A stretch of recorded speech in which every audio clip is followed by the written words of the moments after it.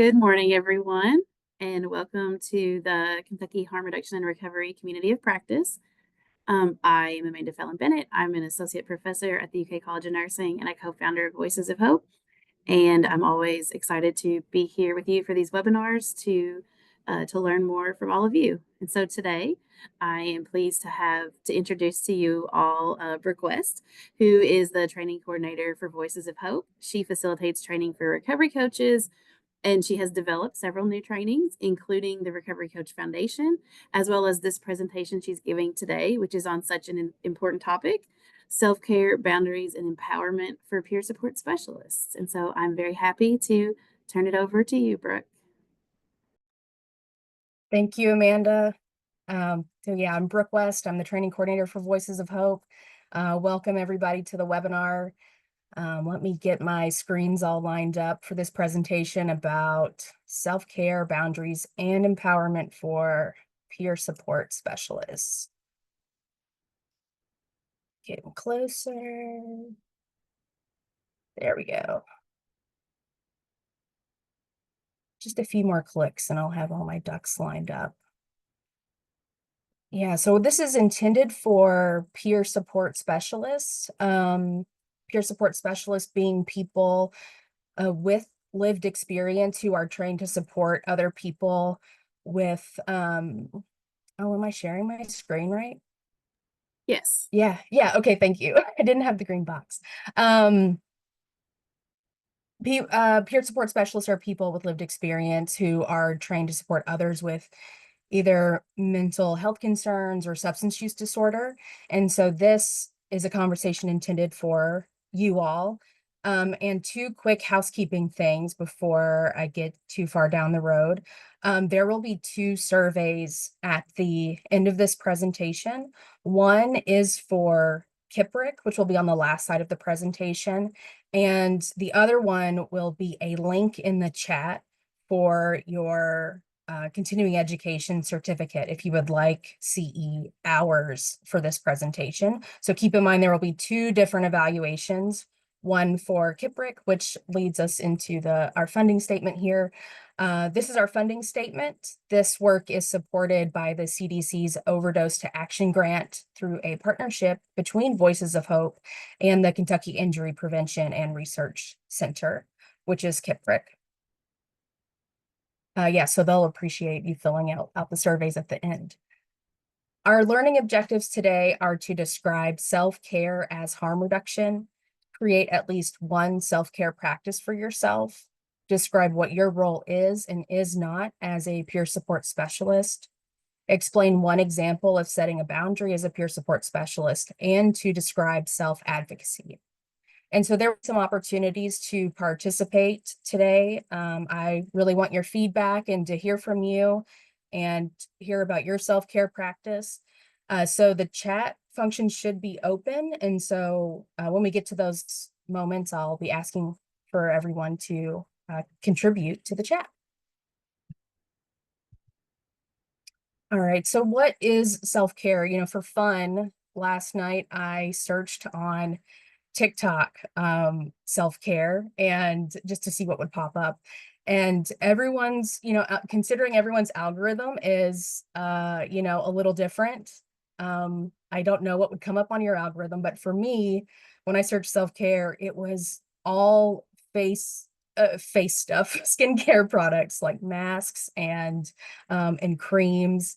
And that is definitely a component of self-care, like that kind of physical self-care and taking care of your body, but it is so much more than those little indulgent things or rituals or practices we do for ourselves. And so this is about creating a much broader self-care practice for yourself, and we'll get more into that in a minute. The National Institute of Mental Health says self-care means taking the time to do things that help you live well and improve both your physical health and mental health. This can help you manage stress, lower your risk of illness, and increase your energy. Even small acts of self-care in your daily life can have a big impact. And self-care became a topic of more rigorous study in the late 90s when therapists were experiencing secondary trauma from clients. and burnout and compassion fatigue were identified as workplace hazards. So people who are in the helping professions, which peer support specialists are, um, experience, this. You can experience secondary trauma. You can experience the burnout, the compassion fatigue, and self-care is more than just a trendy kind of armchair therapy term or a buzzword. Like, it's something that's really important to in, to enhance the quality of your life. So why does it matter? Peer support specialists face mental, emotional, and workplace challenges. This probably does not come as a surprise to any of the peer support specialists or recovery coaches or peer navigators. I'll be using some of those terms interchangeably. This is a hard job, being a peer support specialist. The University of Rhode Island actually conducted a statewide evaluation of peer recovery support services in 2021. And they recruited participants from organizations from all across the state and asked them to complete a questionnaire that evaluated both their personal and their work environment. And they identified challenges that peer supports face in the workplace and personally. And like I mentioned, this will not come as a surprise to any of the peers on the webinar today. Workplace challenges that were most commonly reported were a feeling overworked, lack of sufficient supervision, challenges navigating addiction stigma, difficulty maintaining boundaries, and lack of resources for clients like transportation. And peers also reported personal challenges like feeling emotionally drained, feeling like there are no solutions, there's just not enough resources, taking problems home, difficulty hearing client stories and feeling vulnerable to emotional triggers, and feelings of failure to do the job successfully.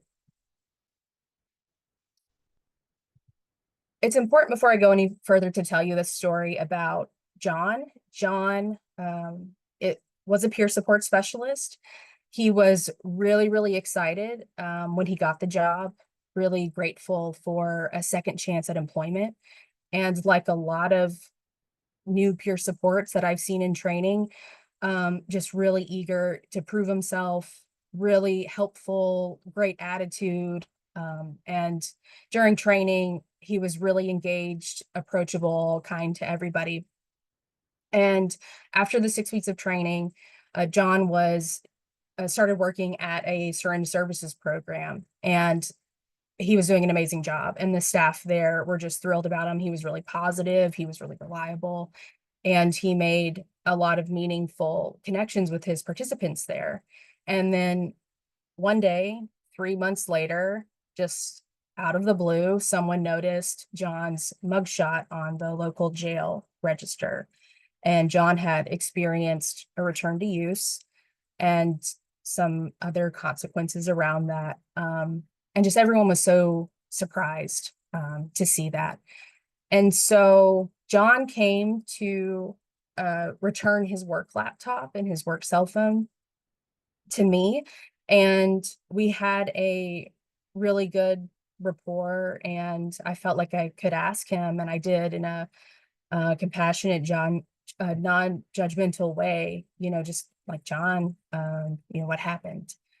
And he said that after working at the SSP for about a month is when he started to feel depressed, and he started to isolate. He wasn't seeing his friends as much anymore, and he stopped going to church, and then he started to drink. And after a couple of weeks of drinking is when he acquired opiates.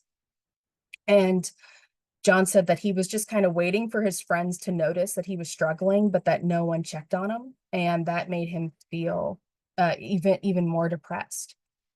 And so I asked him, I gave him a little bit of pushback, but it was, in the gentlest way possible. I asked him, but why didn't you ask for help when you first started feeling depressed?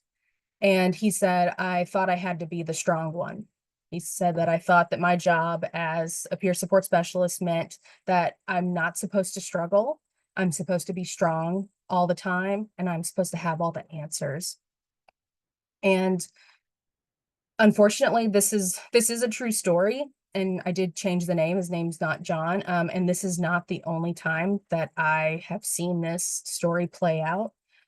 This is, I wish this wasn't such a common story, but I think it's really important to set this up for a conversation about self-care because no one can do the work of self-care for us. Where John was waiting for someone to kind of rescue him in a sense, or make him take care of himself. That's just not how this works. So this training is to really empower you to build a self-care practice for yourself.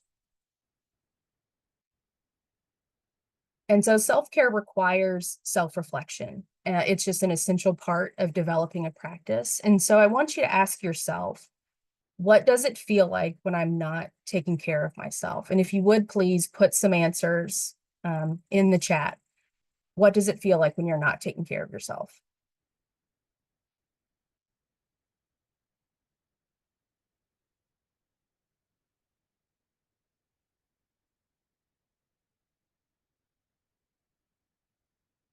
Fatigued, irritable, absolutely. Weight on my shoulders, stuck, chaotic, reactive, autopilot. Oh man, these are great. Absolutely. Man, physically sick, lonely and depressed. Oh yeah. Mentally exhausted. Yeah. Absolutely. All common ones. Tired. Yeah. The isolation. Yeah. Irritable, exhausted, anxious. Those are really common ones. Those are ones I can relate to. Um, so what about, so those are like your emotions. What are like your warning signs and signals that like in your behaviors? What are some behaviors? And put those in the chat that maybe are a signal like, oh, my self-care needs some help. The isolating, not talking, being short with people, sleeping a lot, dismissive, dissociation, canceling plans, feeling like everyone is a jerk. Everyone else, yep, stressed. Yep, stop going to church, support groups, don't care about anything, feeling scattered, overeating, short with people, stop going around folks. Yeah, thank you all so much for sharing those. Some other ones that, man, like one for me is like one of my warning signs is I stop listening to the radio. Like and it'll take me like a month to notice that I've been driving around in silence. But that's like when it finally occurs to me, I've been driving in silence for like a month. That's kind of what will wake me up to something's off. So I need to really, it brings my attention to something I need to take care of. Another one that's come up before is yelling at the dog when normally this person does not yell at the dog. They love their dog. And so that was another signal that's come up in this discussion. And so this kind of ties into the other one, but how do you know? For me, it's the radio would count as one of those. But how do you know when it's time to take that action from going from, okay, something's a little off, I need to take care of myself, to I have to do something about this. I feel stressed and need to just take a break. Yeah, breaks are important. Just sitting in the room, no TV or nothing on. Just kind of that silence.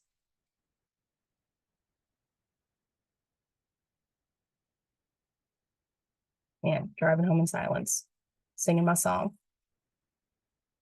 Yeah, sleeping a lot. Yeah, friends start asking me where I am.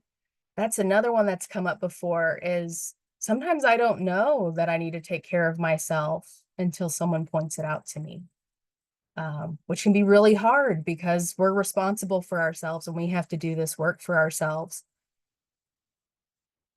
Yeah, sleeping more than normal and no interaction with family, crying a lot, real. Yeah, thank you all so much for sharing these. I think we've hit most of these on this list. difficulty concentrating, anger, irritability, apathy, hopelessness, ignoring hygiene needs, bottled up emotions, excessive blaming, in denial about problems, compulsive behaviors like overspending, overeating, gambling, chronic physical challenges such as gastrointestinal problems and recurrent colds, absenteeism, missing a lot of work, many sick days, difficult separating work life from personal life, dread, insomnia, excessive complaining, loss of appetite, depression, anxiety, isolation, detachment, loss of motivation. And we can keep adding to this list. But yeah, those are some of those signs we need to make self-care a priority.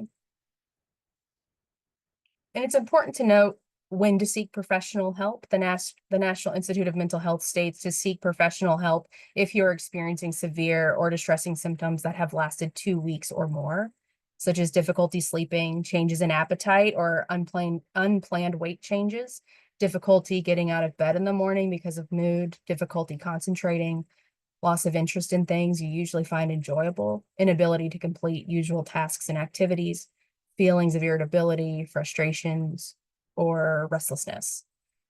And so no one can do self-care for us, but we don't have to do it alone. So I encourage you to seek professional help for mental and physical concerns. This is really important. This is a part of self-care. Just catching up on the chat here. Okay, looks like we're good. So we all know self-care is important. I think we've come to this webinar today having heard of self-care before, knowing it's something we need to make time for, and yet we struggle to make it a priority. Why is that? And there are barriers to self-care, and we're going to talk about some of those. So one, self-care can feel selfish or it can elicit guilt. And man, I just encountered this weekend. I went to see the Wicked movie with a really close friend, and she has a new baby, 6 months old, and she is working full time. And so she already feels guilty that she's at work. She's missing out on that time with her son. And so to go to the movies on the weekend for a long 3 hour movie, she felt really guilty not having that time with her son. And it can feel like it's selfish, but it's not selfish to take care of yourself. And having a social life, doing something enjoyable, those things that help us care for ourselves in turn put us in a better position to care for others. Another barrier is loneliness, or it can activate abandonment wounds.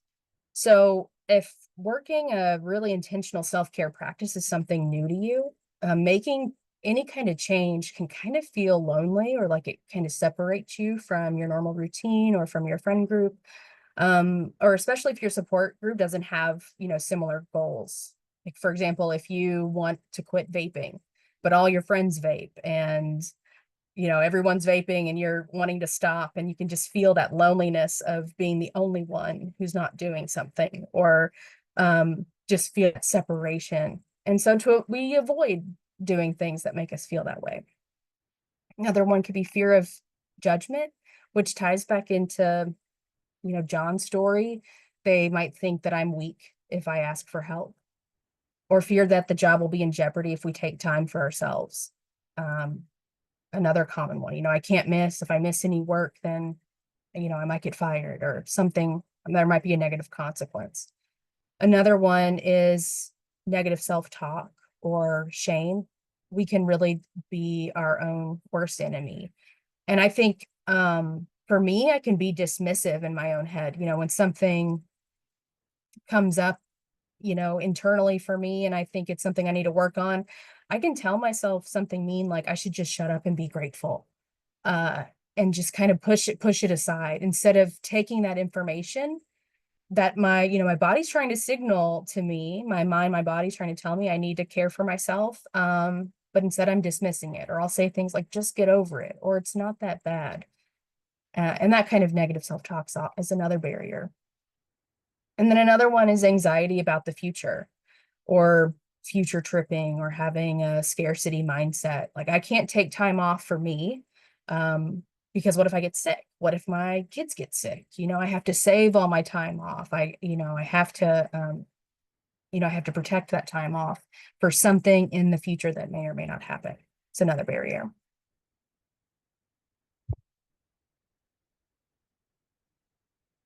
It's important to talk about recovery principles and this double-edged sword, and how there's a light, kind of a good slash light side to recovery principles, and also a kind of darker shadow side to recovery principles, which plays into these barriers with self-care. So the recovery principle of service, for example, or selflessness, the strength associated with that is you're placing the welfare of others above your own welfare, and you're caring for others. I mean, it's a nice thing to do, to be of service to others. And then the vulnerability to that is not seeking help for or ignoring your own mental or physical concerns because your personal health is not a priority.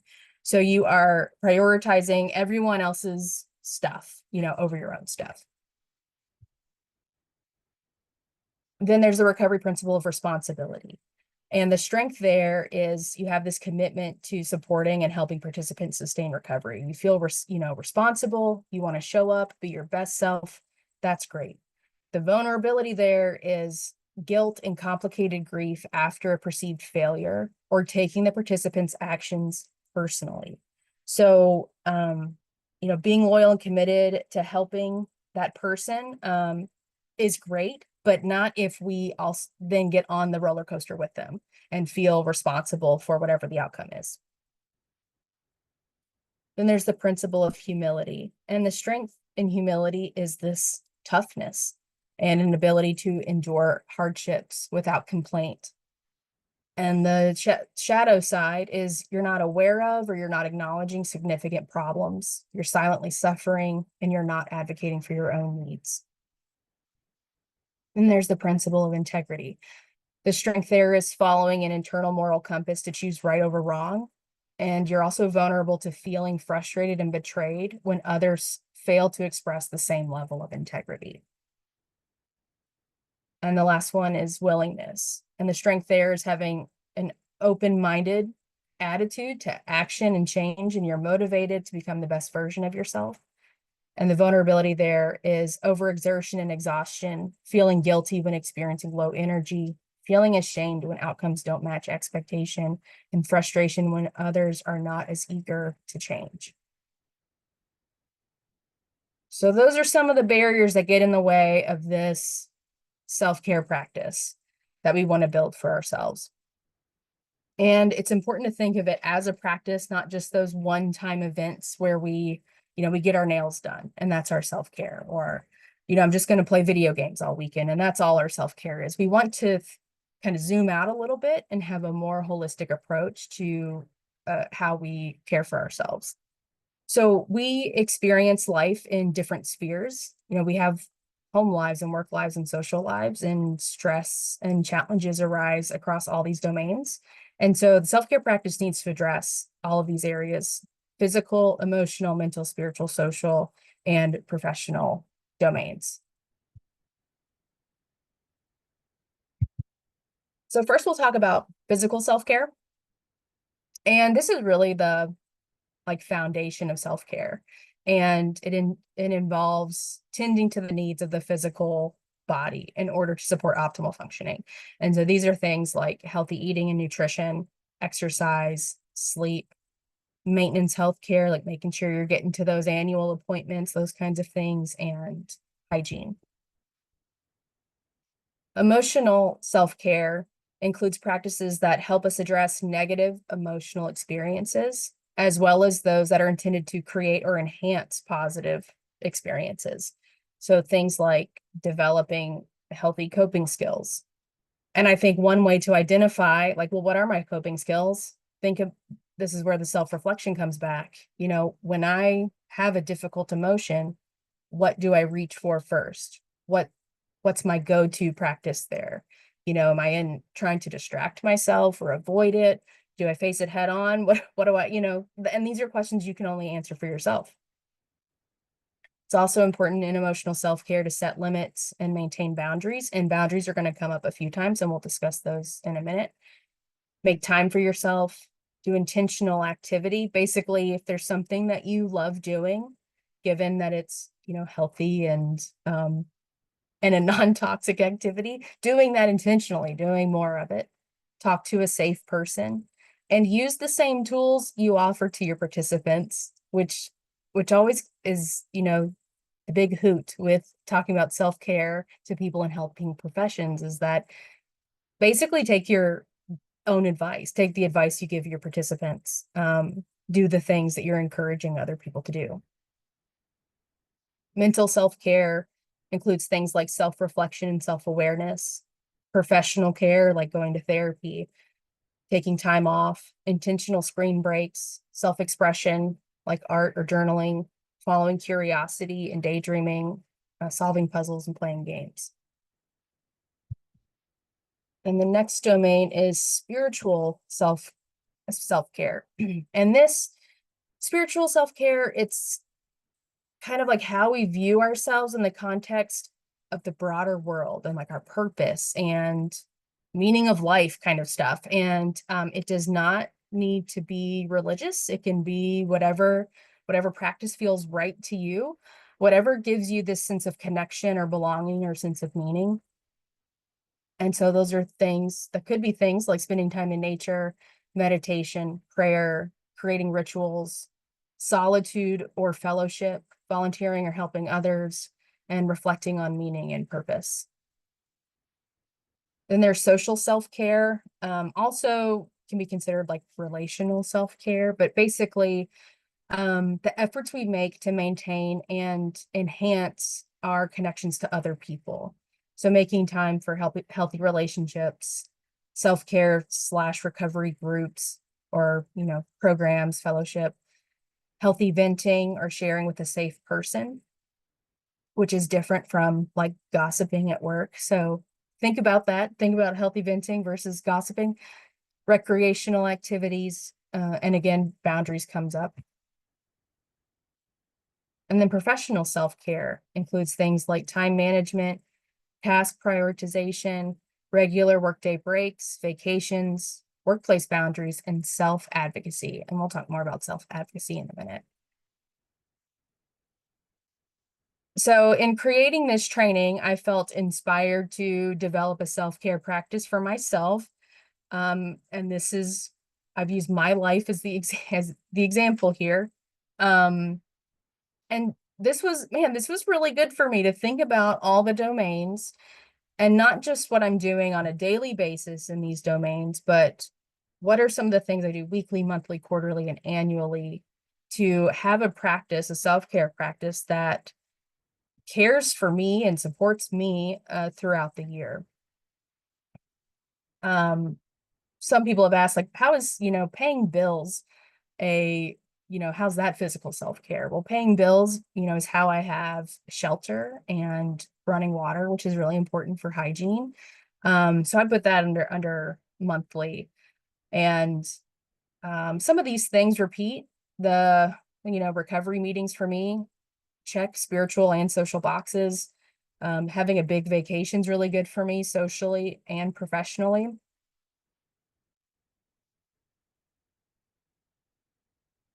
The biggest change I made as I was working on this presentation starting over the summer was I had to get really honest with myself with my daily self-care when it comes to my professional domain.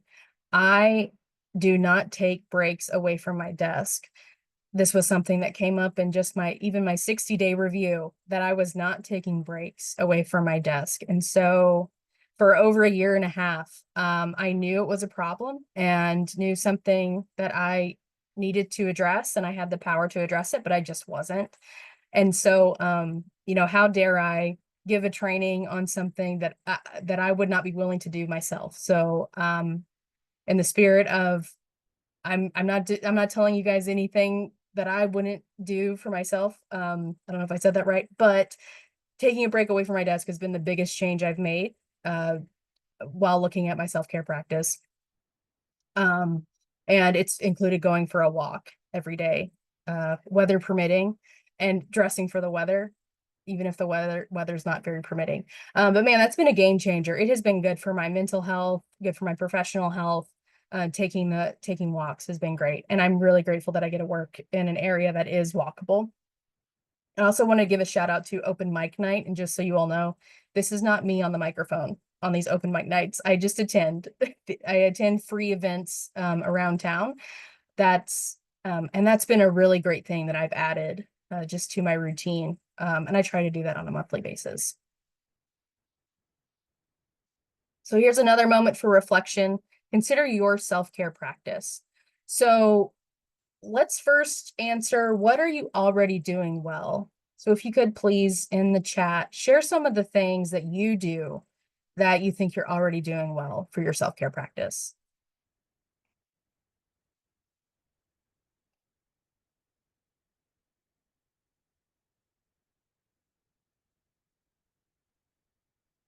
Yes, we love walks. And Amanda does love my wall calendar. So many people benefit from my big wall calendar. Oh, participating with the dog rescue. Love that. Yes, walking,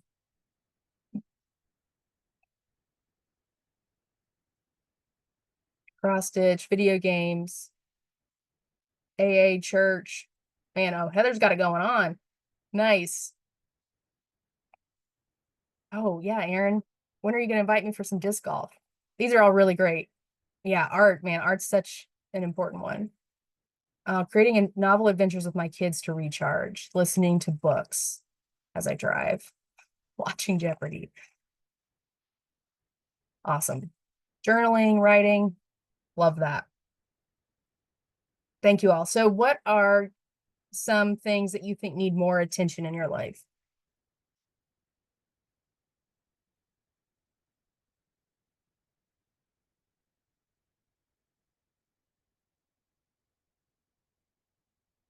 So, things that need more attention: sleep habits, health, nutrition. Oh, yeah, drinking water. Oh, yeah, Leah also needs to open her mail. This has been an ongoing joke for like a year now. Boundaries. Yeah, boundaries is a big one. Sleep, alone time. Yeah. I mean, you're worth it. Carving out that alone time is so important. Oh, it looks like we're all drinking water in 2025. Looks like I'm seeing some New Year's resolutions surface here. Work boundaries, hydration, man, communication about my feelings. Yeah, that's a that's a big one. To know your feelings, but then to express them. Awesome. Yeah, separation between work and personal life. Big, big one. Balance the finances. Yes, so many great ones. Yeah. Carving out time for exercise and date nights. Man, time is our most precious resource, and we are worthy of time for ourselves. Awesome. Thank you, everybody, for participating.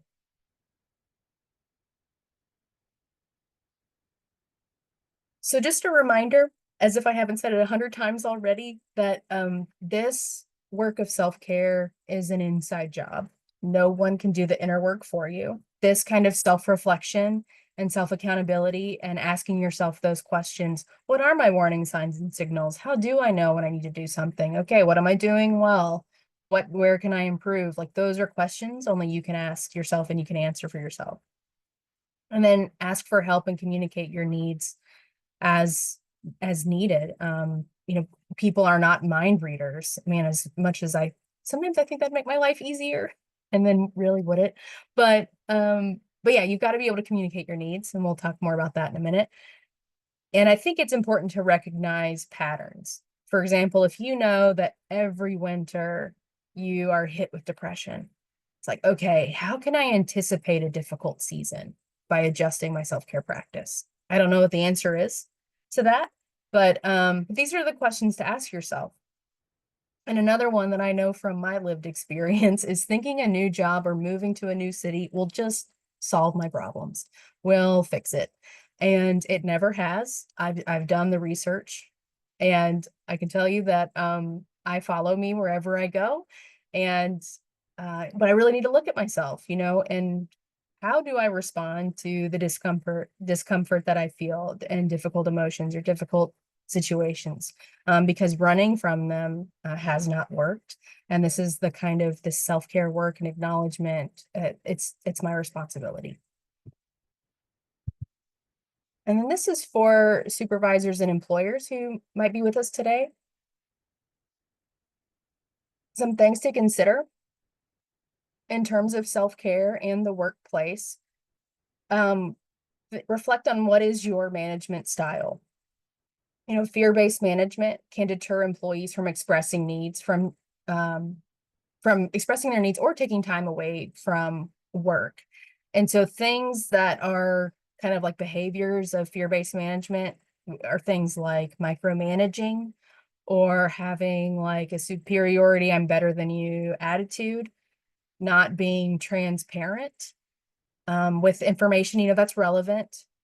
Overdevelopment of company policies and being hyper-focused on punishment. Those are some examples of fear-based management. And are you being a role model for self-care and workplace boundaries? These are the hard questions we got to ask ourselves. And then also, if you are in a position to have influence over company policy, how can you empower other people to take care of themselves? Granted, you can't make them do it, but are you setting the stage for them to feel safe enough to take time for themselves?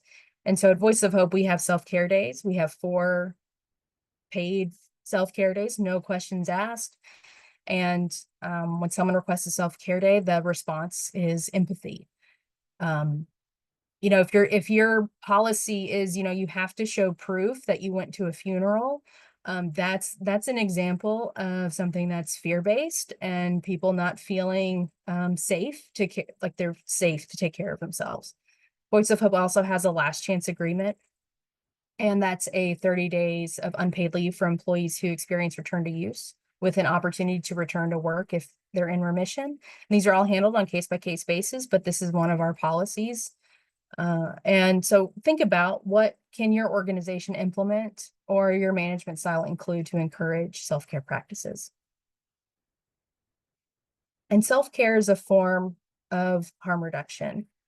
We are ethically obligated to care for ourselves because we are responsible for how we show up. And how we care for ourselves affects how we care for others. So if we're showing up detached or stressed or irritable, we can cause harm to the participants and clients that we're working with. So showing up as our best selves helps us puts us in a position to reduce harm. So what happens if we don't prioritize self-care?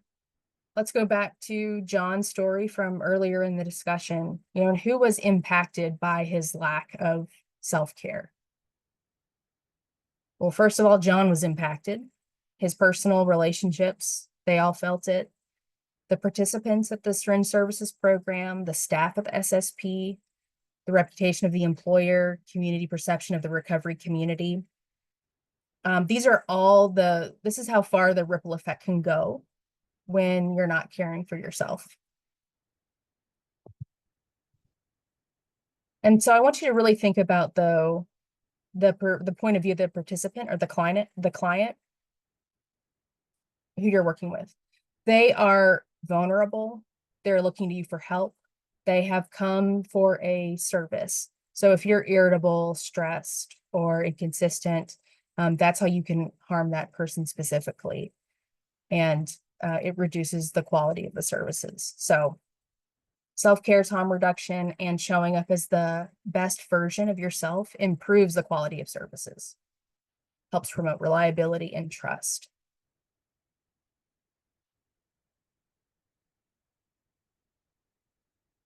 So we're going to swerve into boundaries, which came up, a few times, and it came up in the chat, and a few times, though, in those domains of self-care. And man, boundaries are really, really important. And first we'll talk about personal boundaries, and boundaries are important because they keep us safe. So personal boundaries are the lines and limits you create between yourself and other people. So some examples would be, we can text daily, but I do not want to text 20 times an hour. Or do not post pictures of me on social media without my permission. Or we can meet for dinner, but I will drive separately so I can leave when I want. And just knowing where those lines are for yourself. And it's up to you to know where the lines are and to communicate the lines. And if other people cross those lines, then you react to that as you will, whatever is the safest for you. And then there's workplace boundaries. And these are the lines and limits within a job role and your relationship to the job. So some examples here are, I will not transport a client because I am not an authorized driver. I will not work outside of designated work hours. And you may have my office phone number, but not my personal phone number. And we're going to be focusing more on workplace boundaries. And one of my workplace boundaries, which kind of goes between both workplace and personal, and this has been at any job I've been at, I will not join the group chat. Whatever the group chat is, if it's on Messenger or if it's on WhatsApp, if it's kind of like the on the side chat at work, I don't feel comfortable with that, and if it really helps me keep my work and my personal life separate. And if there's a work issue, people know how to reach me. They can call me, they can email me, but that's just an example of one of my workplace boundaries.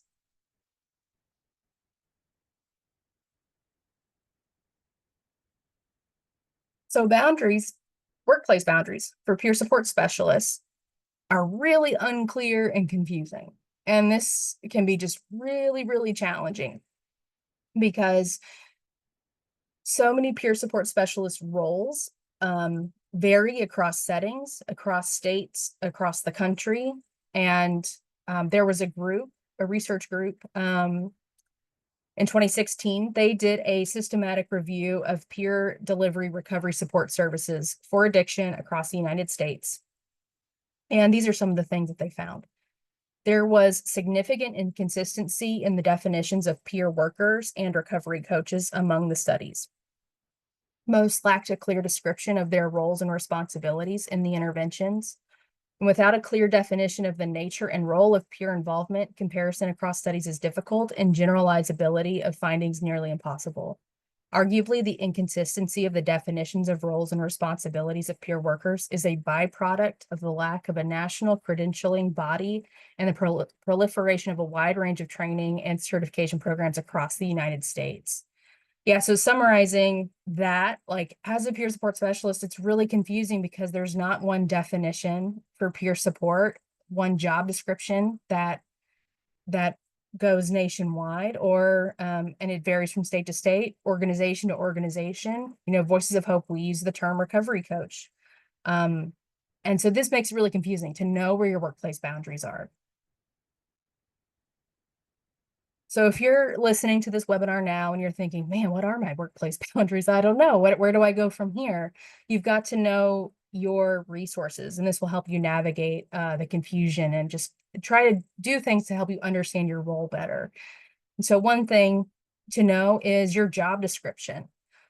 What is your job description? Make sure you know what that is. Read the employee handbook. What are the policies of the organization where you work?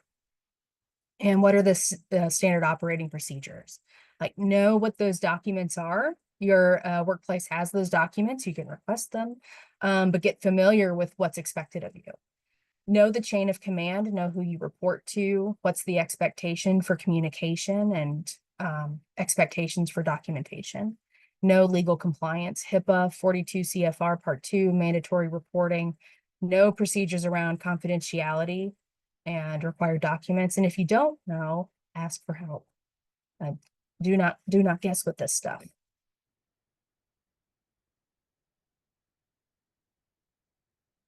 So SAMHSA put this little chart together about the peer support role, which is also helpful when thinking about the boundaries in the workplace. So a peer support is a person in recovery They are not a professional. A peer support shares lived experience, but you don't give professional advice. You're a role model. You're not an expert or authority figure. A peer support specialist sees the person as a whole person in the context of the person's roles, family, and community. You don't see the person as a case or as a diagnosis. You motivate through hope and inspiration. You don't motivate through fear of negative consequences. You help to connect the participant or the client to resources. You don't provide money or a place to live. You help participants identify goals. You don't mandate tasks or behavior. You encourage support and praise. You don't diagnose, assess, or treat. You're a role model for positive recovery behaviors. You don't tell the person how to live their life in recovery. So a peer support specialist is not, just in summary, you're not a sponsor, you're not a therapist or counselor, not a nurse or physician, a lawyer, priest, clergy, or a family member. It's really important to keep that in mind while discussing boundaries. So we're going to get into a few case scenarios, and I'd love some more participation in the chat. Let me look at the time. I think we can get through a couple of these. So let's talk about phone boundaries. So this scenario says your participant is going through a challenging time and has been calling you after hours on your work phone. You picked up once and they thanked you, saying that they would have used if you didn't pick up. And since then, they continue to call. So if you were in this situation, you answered your phone after work, and the participant says, "Thanks, I would have used if you didn't pick up," and they keep calling you. What do you do? How do you respond after this?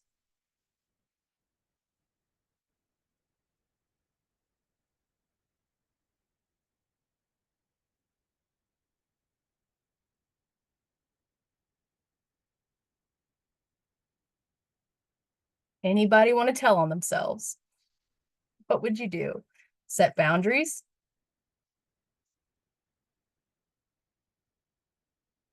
Set some of these responses are coming through to just the host and panelists. So I know some people can't see all of them. Set a limit, explain that you weren't supposed to answer, and then set the boundary. Mhm. They should expand their support. Love that.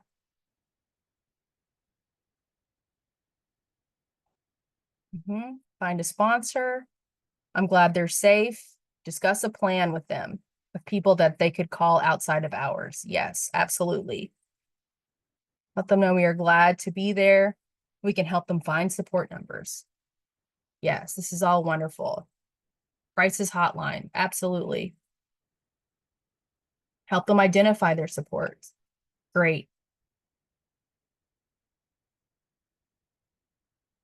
Yeah, after this call, set the limits, help them find more support. Beautiful. Awesome. Thank you all.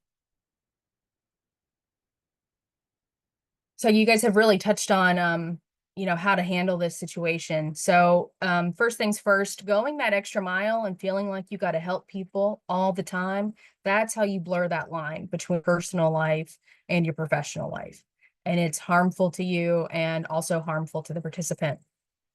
And that excessive workload, trying to help everybody all the time and always being available, that's the quickest route to stress and burnout. And you just can't be everything to everyone.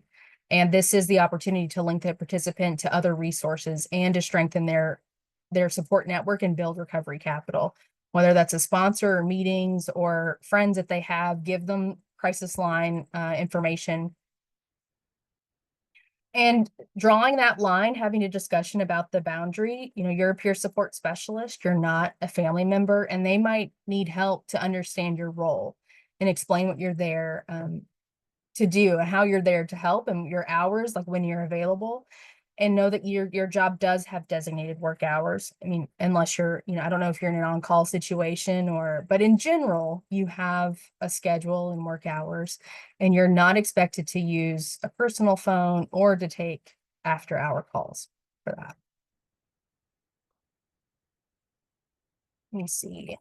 get through another one. So how about social media? This can kind of be a touchy subject. You start working with a new participant or client, and you realize you know them from the past and you were friends with them on Facebook prior to working with them. What do you do? Are they still your Facebook friend? Do you unfriend them? How would you address this issue?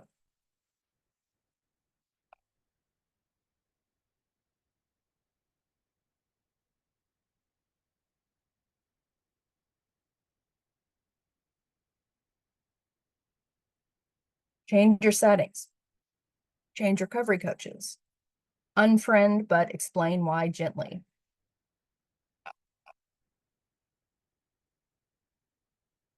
If they respect my time off, I have left a few that will, ooh, lost it. If they respect my time off, I have a few that I had a relationship with previous to this job.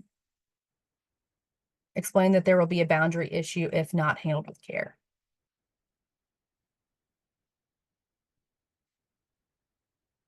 Oh, sorry. Lost my mouse.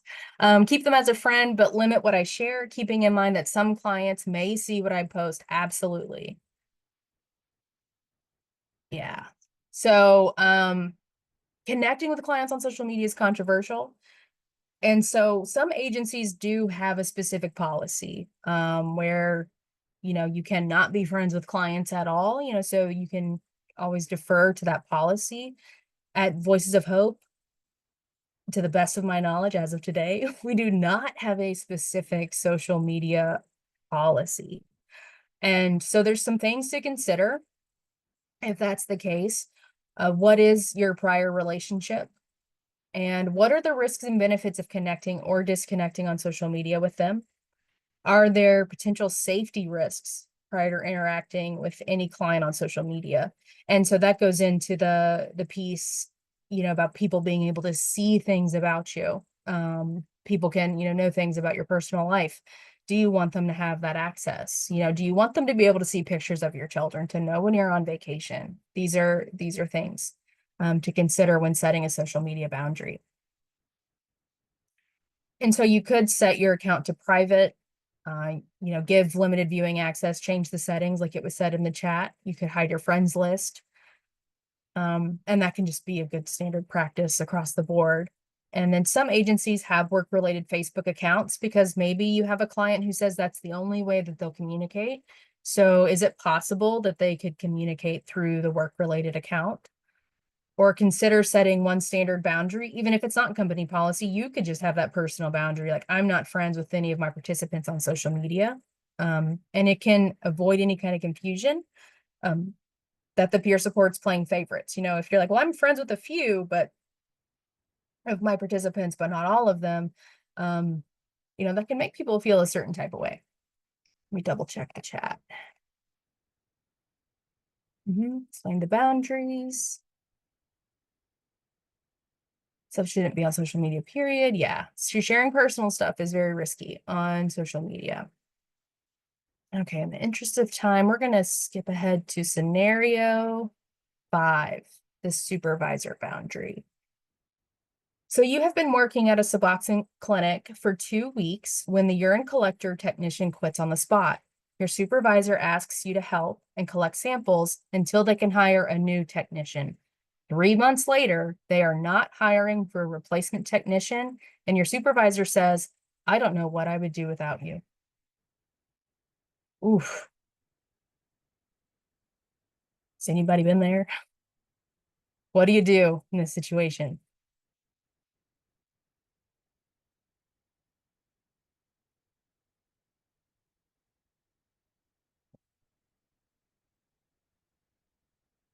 Really tough to confront an employer.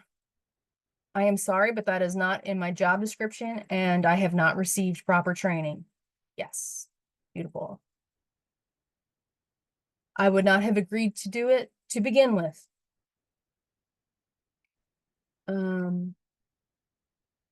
This happens where I am now when the tech is gone. I'm sorry you're in this situation. I would give the clinic a chance to resolve it before I reach out to my supervisor. Explain you're not qualified for this role and explains the challenges it poses as a peer support. Renegotiate job duties. Explain that you're happy to help, but stress that you need a date by which there will be a replacement.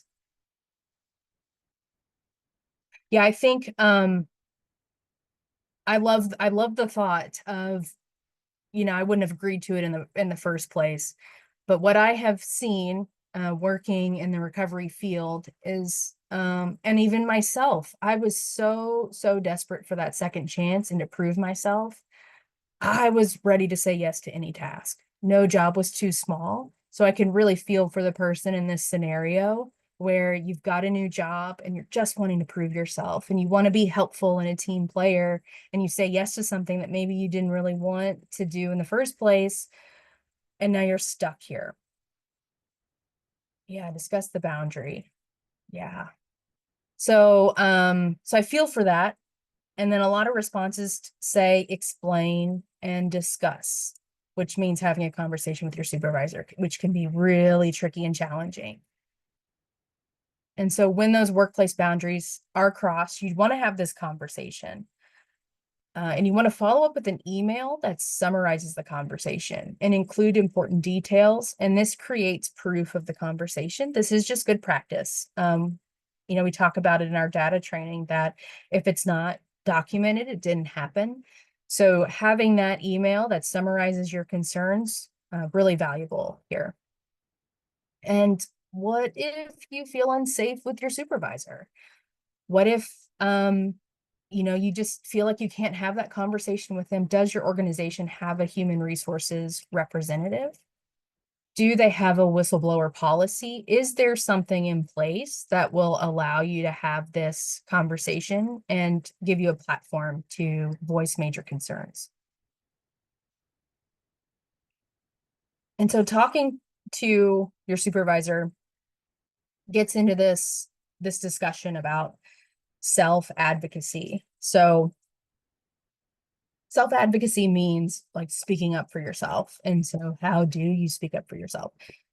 So step one is to gain clarity. Gain clarity.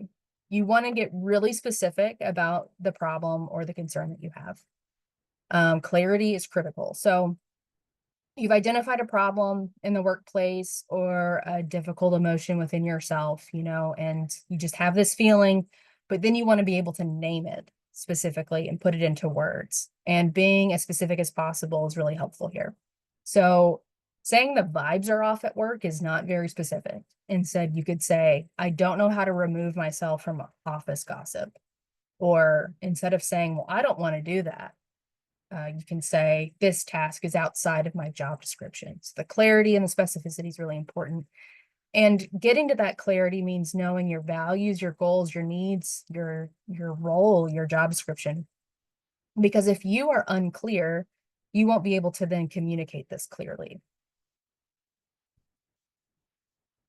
So the next step is to communicate effectively. So you've got this clarity, you know what you want to say, but now how do you deliver the information? An assertive, respectful communication with the correct person is the best approach. And we're going to talk about communication styles here in a second. And then you want to document the conversation, like I was saying before. You want to send a follow-up email, or the conversation never happened, essentially. This is your proof. So saying things like, thank you for your time today to discuss my concerns about blank. And it's my understanding that the next steps are blank. Then you want to embrace solutions. You've had this conversation. So then what? You want to be prepared with ideas to solve the problem. It's good to be solution oriented and to have those ideas, and or be willing to collaborate to find the solutions, because maybe your solution is not the solution that they go with, or maybe they don't want a solution. I don't know. But you want to prepare yourself to adapt to new circumstances, and then reevaluate your goals as needed. So in this scenario, if they say, well, you know what, we just don't have the budget to hire a new technician, we're not going to do it, so tough. Okay, well, that's information that you've now received that you can then reflect again with and reevaluate the circumstance and then go from there.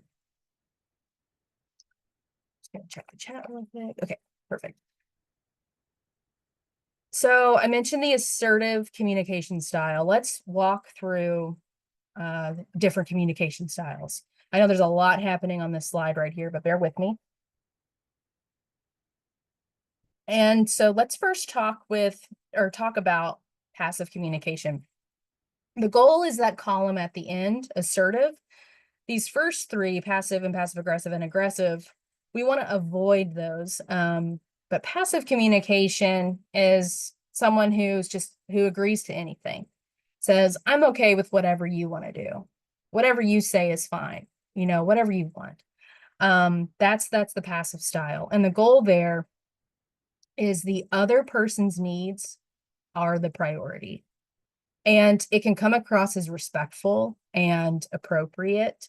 And it can actually be the safest option, especially if you need to de-escalate a situation. If someone's like on the verge of violence or being really aggressive, just saying, okay, yeah, sure, whatever you say. That kind of being passive in that moment can be the safest bet.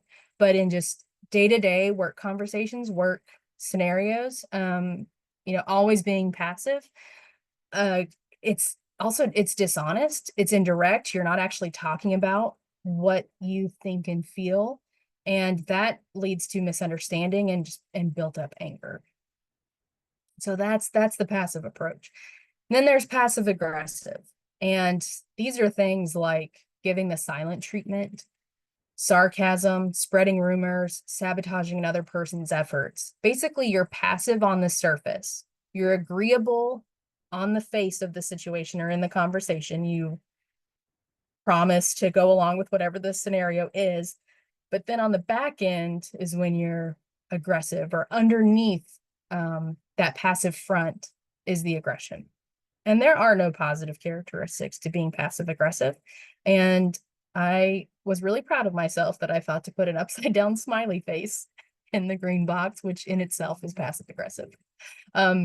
But the negative characteristics of being passive aggressive is it's disrespectful, it's inappropriate, dishonest, and it's indirect.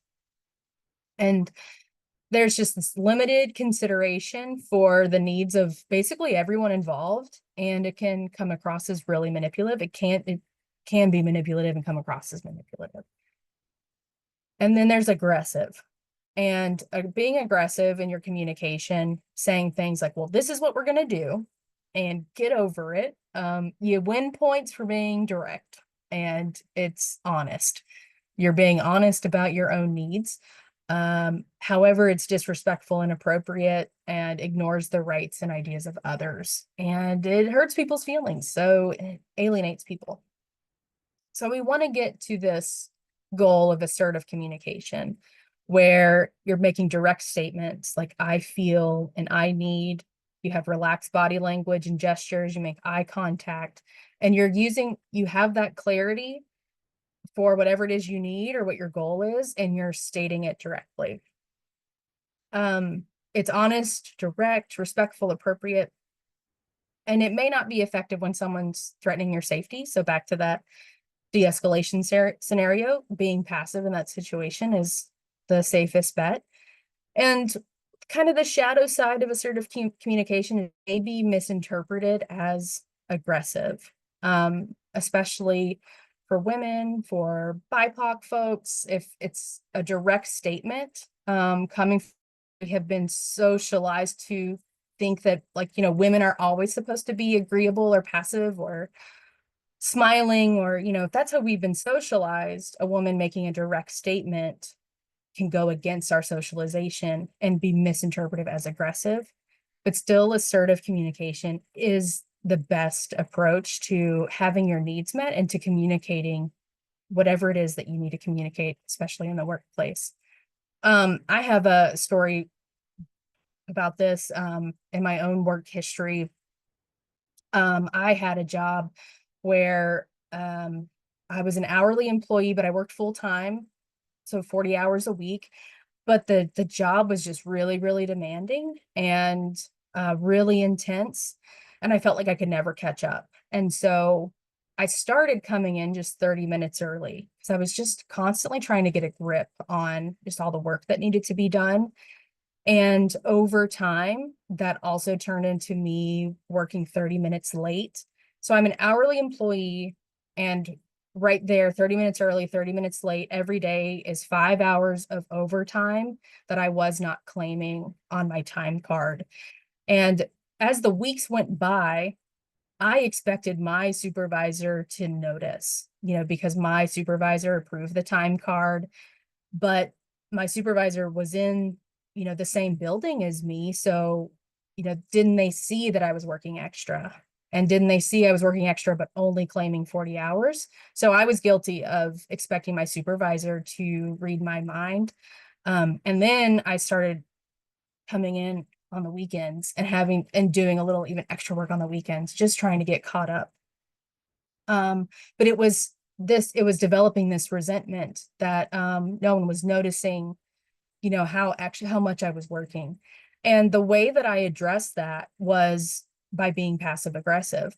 And I made a sarcastic comment to the effect of, if we're going to pretend I only work 40 hours a week, then I'm going to need to start leaving early on Fridays.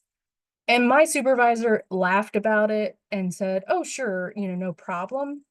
But it was passive aggressive. That sarcasm was passive aggressive, and I was not clearly communicating my issue of working unpaid overtime and being overworked.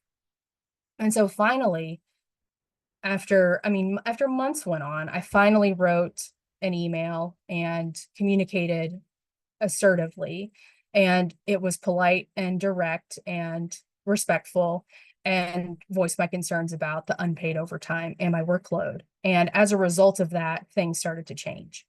And it wasn't overnight, but the steps started to be taken, which gave me this sense of good faith that things were going to change, and then they did change.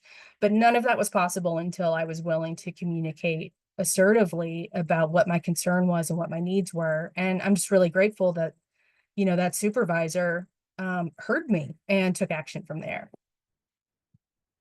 So a part of some additional tips for the self-advocacy is to develop your confidence to have these conversations.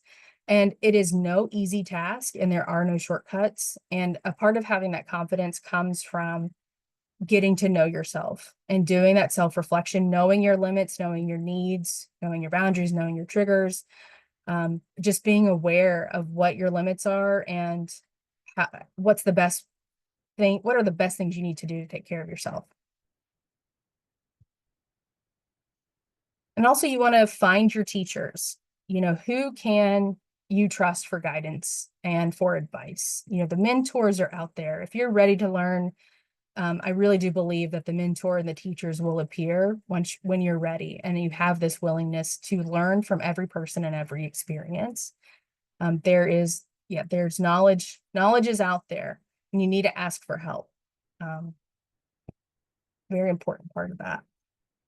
And manage your expectations. Do you understand your role at work? Do you understand what your supervisor expects from you? And then when you have those conversations, be prepared for pushback or feedback. And I think it's important. You can't expect everything to be perfect after one conversation or expect an organization to change to meet your values. If you have a problem with something with your job or the workplace, you can't expect a whole organization to change just to fit your beliefs. And maybe they will make changes. Maybe there will be a policy change, but maybe not. But whatever information you get back, the feedback you get, that is new information for you to then reassess and go back through the process of gaining clarity about the situation and where to go from there. And so I want to empower you to take care of yourself. This will help you be an effective peer support specialist. And we need to prioritize, our own self-care and prioritize our recovery. And I'm sure you guys have heard these kind of phrases before, but I think they're really important. And these cliches or these statements, They really come to mind. Um, you know, when I need them, they're valid. So put the oxygen mask on yourself first. You cannot help others if you're not helping yourself. You know, it's you're no good if you put the mat that you start to put the oxygen mask on someone else and then you pass out. What are you supposed to do after that? And I love this. I want you to have the best of me, not the rest of me. Um, you know, it's such an important practice. I really want to show up as my best self, especially when I'm at work and I'm providing a service to other people who are really vulnerable.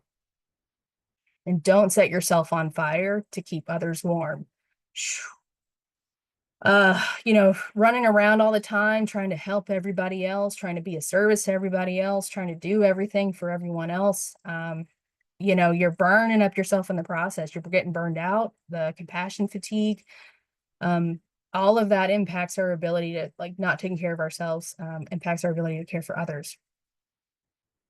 And so the closing note here today is to work on the relationship with yourself because it's the longest relationship that you're going to have. You are totally worth it. You are worth the time and the effort um, to take care of yourself. And so if you would please, I believe Amanda put the other link in the chat. Yeah, awesome. So this here is the QR code for the KIPRIC evaluation. So please, please, please fill this out. And in the chat is the link for the continuing education credit. So if you want a certificate for today's webinar, also do both, please. And then if you guys have any questions, you can drop them in the chat now. You can email me, or if you want to request this training, you could also email me or email training@voicesofhopelex.org. And now I've learned that I had time to go over more boundary scenarios.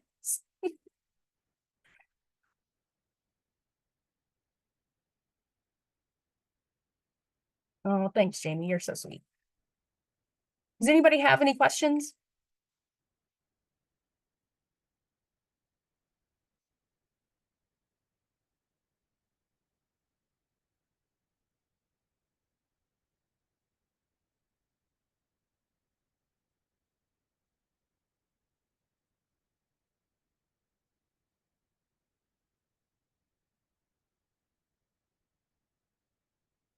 Amanda, are you with us? Are you I here? am. I was wondering Okay, if we good. should keep it open a little longer to make sure everyone has the links. Oh, yeah, sure. And we do have the question about whether people can get the recording. I believe so. Right, Amanda? You have access to the recording? I do. Okay. I can, if you'd like to share it with the Voices staff. Yeah, I can do that.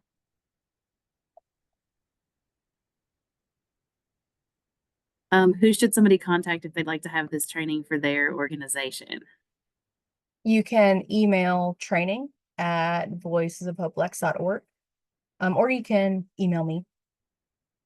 Spoiler alert, I check the training at voicesofhopelex.org email. All right, Yeah, so so please reach out. you're getting lots of compliments in the chat. It was great to hear about such an Uh, important topic. And I think if everyone just notices there's two links, the one for the CEs is in the chat, the one for Kiprick is in the QR code. We will close in about 30 seconds. awesome. Yeah, so two links, the QR code for this survey, and then yeah, the CE certificate. Awesome. Thanks, Samantha. If you want the recording, you can email me and we'll get it worked out.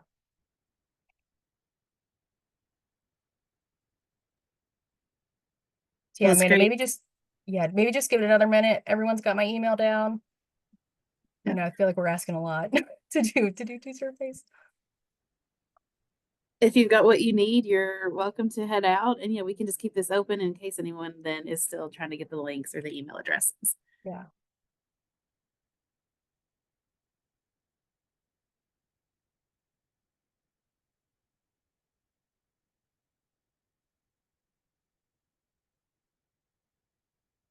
Thanks everybody for being here. Thank you for your participation. That was great. Bye, y'all.